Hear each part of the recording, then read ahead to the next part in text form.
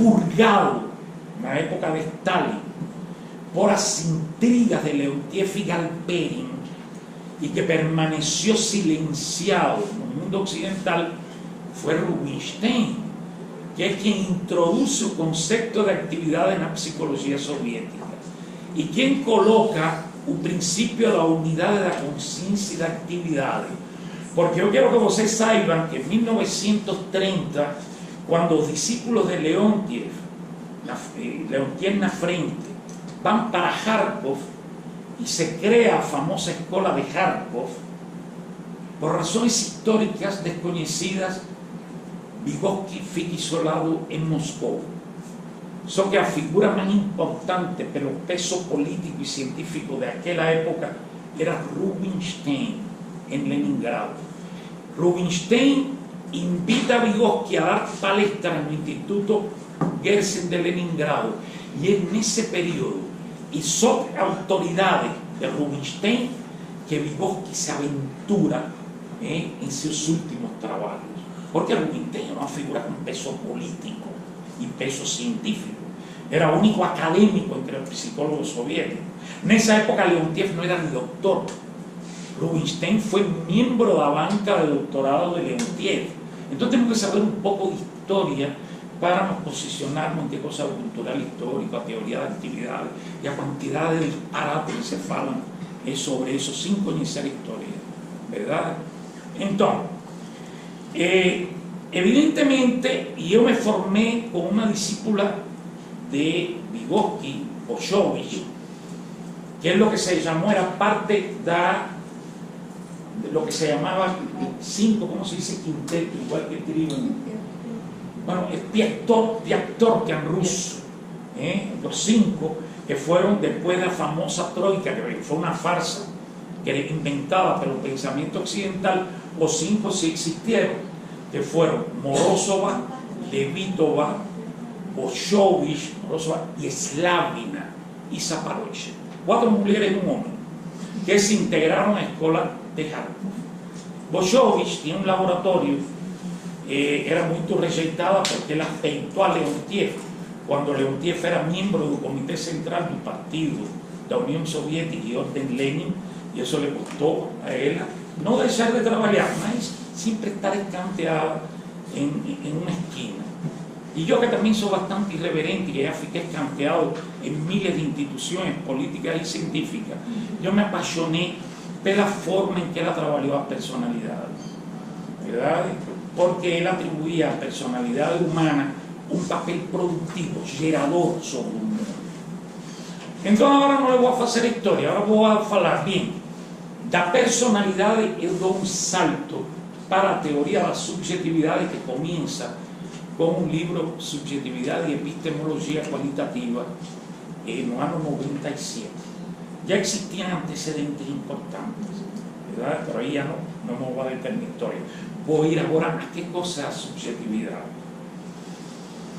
Yo pienso que un punto fuerte para pensar subjetividad fue pensar que los procesos simbólicos y las emociones tenían un momento de una unidad inseparable, donde las emociones miraban simbólicas y los procesos simbólicos acarretaban una carga emocional. Entonces eso no acontece con todo, mas acontece con aquellas producciones, aquellos procesos simbólicos do cosmos simbólico social en que todos vivimos, porque no vivimos en un cosmos de producciones simbólicas, raza, doencia, saúde, género, pelicie, beleza, todo eso son producciones humanas, ¿verdad? Que están instituidas en sistemas extremadamente complejos de poder, ¿verdad? Porque a beleza la mujer branca de cabello liso, porque el branco es hegemónico, ¿verdad? Porque los brancos vivimos en un mundo donde el branco representó tanto el espacio anglosaxón de expansión y el espacio europeo, y los negros, los mestizos, los latinos representamos un mundo que realmente ficó a sombra de ese mundo imperial, conquistador, hegemónico, poderoso, ¿verdad? Y es poderoso no apenas políticamente, como muy bien faló Lyotard, haciendo una crítica a Foucault. Foucault, entre otras cosas, debe tanta influencia porque se subió nos ombros da historia do pensamento francés. Como eu sempre gosto de falar, é uma broma, eu reconheço o mérito de Lacan, mas se Lacan tivesse nascido em Colômbia, meus vecinos leeriam ele, porque não tem lectura mais incômoda, mais metafórica, mais vazia a vezes que a leitura de Lacan. Mas não, é um gurú, é um Deus, e é certo que deu um giro fantástico ao pensamento psicanalítico, mas se alimentou da linguística e do estruturalismo francês. Então, a teoria da subjetividade que coloca uma nova definição ontológica dos processos humanos, que não se restringe a uma mente individual, mas é geral a todos os processos humanos, sejam individuais ou sociais. E é que nós temos um nível de produção que expresa a unidade complexa do simbólico e do emocional. Inclusive, depois, desafortunadamente, que eu amadureci mais meu próprio pensamento, existe uma representação social como recurso simbólico de prácticas sociais partilhadas, mas cada um de nós tem uma configuração subjetiva diferenciada, que é a nossa verdadeira motivação para nos comportarmos em sintonia com os outros. Estou pensando, por exemplo, no conceito de revolução cubana.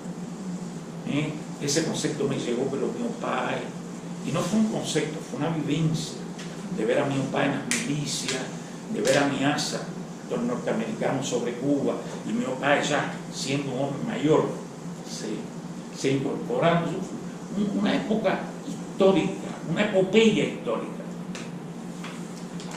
E isso manteve a muitas pessoas no grilho que a Revolução Cubana, que foi no 59, seguia sendo a revolução nos anos 2000. Quando nos anos 2000, o que temos em Cuba é uma perversão do processo que se iniciou com a Revolução Cubana. Porque em termos humanos, nada é eterno.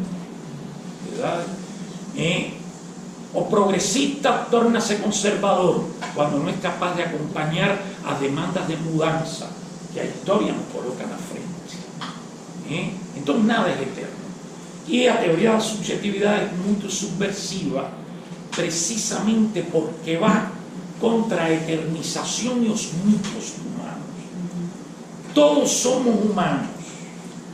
E como humanos temos pontos fortes, temos defeitos, temos momentos de avanço do pensamento, temos momentos de retrocesso, temos momentos de sermos conservadores sin percibir.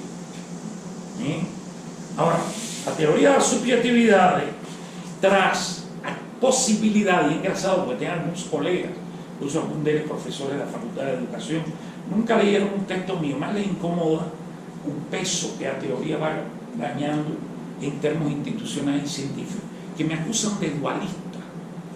Como dualista? Não sabem o que é o dualismo, porque a teoria da subjetividade, a subjetividade se gera dentro do cosmos de produções simbólicas da sociedade, mas se forma em função de como os grupos, as instituições e os indivíduos vivem sua experiência singular dentro desse universo de produções simbólicas. Verdade? Porque eu sou um careca, mas o ponto forte que me permitiu avançar na vida, aventurar-me na vida, não estava no cabelo, por sorte. Não estava no cabelo. Eu penso quando eu era jovem que sempre fiz esporte, queria estar forte, ainda não tinha compreendido que onde se ganham as batalhas é na comunicação, é no impacto, é no engajamento. Por isso é que toda prática educativa tem que tentar conseguir o engajamento dos alunos em suas subjetividades com o espaço da sala e com a fala do professor. Aluno que não tem espaço social em uma sala y que produce subjetivamente miedo, insegurança, verdade? Insatisfação, não pode aprender. E o grande erro de nós foi separar a aprendizagem como atividade cognitiva e intelectual do aluno como sujeito, neste caso estou usando sujeito de forma genérica, não como a categoria de nós, como sujeito que aprende, um aluno que traz para a sala de aula seu mundo, seus medos, um aluno que aprendeu a viver sua raça com vergonha porque foi discriminado, excluído, até pela própria família às vezes. Um aluno que tem vergonha porque não tem pai e nunca no ensino primário vem o pai a pegar ele e empiezam os meninos a brincar, e você sempre anda com mamacinha, você não tem pai, você não é menino, e o aluno sente profundamente isso. E isso que parece um detalhe pode configurar subjetivamente a forma de estar em uma sala de aula, verdade? Porque estos não são processos estáticos. Essa vergonha, essa insegurança se gera ao medo a falhar na escola, a falta de confiança em si mesmo e múltiplos sentidos subjetivos geram uma configuração dentro do curso da ação, porque para nós a subjetividade, claro, que tem um a priori, que tem uma estabilidade. Eu chego aqui a conversar com vocês em um estado subjetivo X, que está dado pelo meu mundo. Se tive discussão hoje com os alunos do ICU, se fiquei frustrado pela falta de estudo dele, se cheguei em casa e tive discussão com a Albertina, que nunca tenho, ¿verdad? Discussão com a Albertina, se Cristina me ligou para me dar uma notícia ruim sobre o evento que queremos organizar. Então, eu chego aqui com um estado que é favorecedor da comunicação com vocês e do meu pensamento, ou não é facilitador. E esse é a dimensão subjetiva dos processos humanos. Os processos humanos se configuram subjetivamente. Não existe uma cognição como processo psíquico. Claro que eu olho para você e tenho uma percepção. E esse é um processo subjetivo. Agora, eu olho para você e a sua expressão de sua cara me provoca um incômodo. Já aí tem um processo subjetivo intervindo. É um conflito que tenho com uma filha, é um conflito que tenho com uma neta, pode ser até minha neta. Que traz? Porque eu me incomodei com sua expressão. Verdade? Quando nós qualificamos os processos cognitivos, quando sentimos prazer, desprazer, incômodo, nos sentimos confortáveis, quando nos damos o luxo de imaginar, de fantasiar em nosso intelecto, é porque existe uma configuração subjetiva do pensamento que nos permite imaginar e mover os recursos cognitivos intelectuais como recursos de produção nossa. E aí está a própria criatividade, que não vou entrar, mas nós temos um campo teórico que não tem barreiras rígidas, verdade? Porque uma coisa é a criança ou o professor, não é exclusivo da criança, que aprende memorizando um conteúdo, e outra coisa é a criança que navega através de sua imaginação. Essa é uma criança motivada. E a teoria da subjetividade é, sobretudo, uma teoria complexa da motivação humana, que sinaliza que o motivo não é apenas o que impulsa um comportamento concreto. O motivo é uma complexa configuração subjetiva em que se organizam os comportamentos humanos. Eu tenho um diálogo com um psicólogo lacaniano, Ian Parker, que é uma figuraça do mundo da psicologia, e ele tem um artigo onde ele diz que, desde a perspectiva da psicanálise, já se tem superado o determinismo da sexualidade, mas que o sexo está atrelado a todos os comportamentos humanos. Atrelado a todos, a taxa, está anexado, está integrado, articulado. Então, nós tivemos sobre esse artigo uma discussão e eu falei, O erro do psicanalista é pensar que o sexo está presente em todos os comportamentos humanos, está presente a religiosidade, está presente o universo simbólico, social, que orienta nossas experiências e nossa história de vida. Porque o próprio sexo no ser humano é uma configuração subjetiva. O ser humano é o ser mais sensível a perder o apetite. É uma atividade, não? Não, atividade, bueno, é uma atividade, mas subjetivamente configurada. A veces no es una actividad, es una fantasía, que depende de ya llegar a un plano de acción es un cierto suceso, siempre y cuando no sea una acción solipsista, que también es permitida.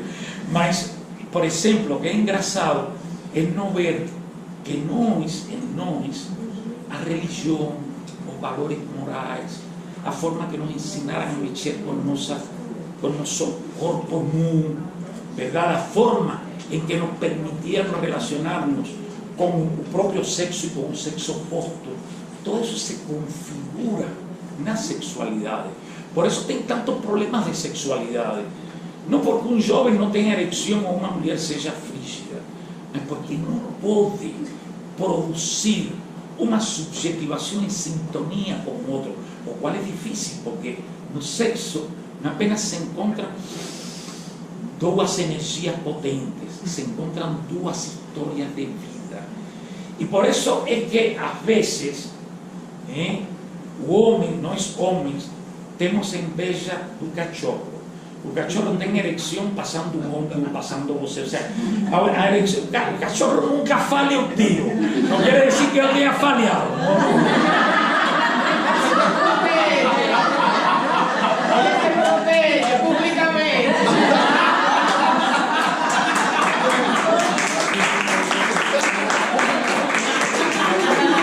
Falou uma mentira.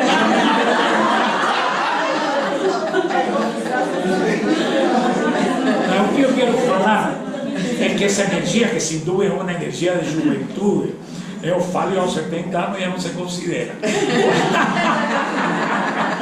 Aí tem uma linha vermelha. Mas essa energia, verdade? E é interessante, sobretudo na mulher, a mulher é muito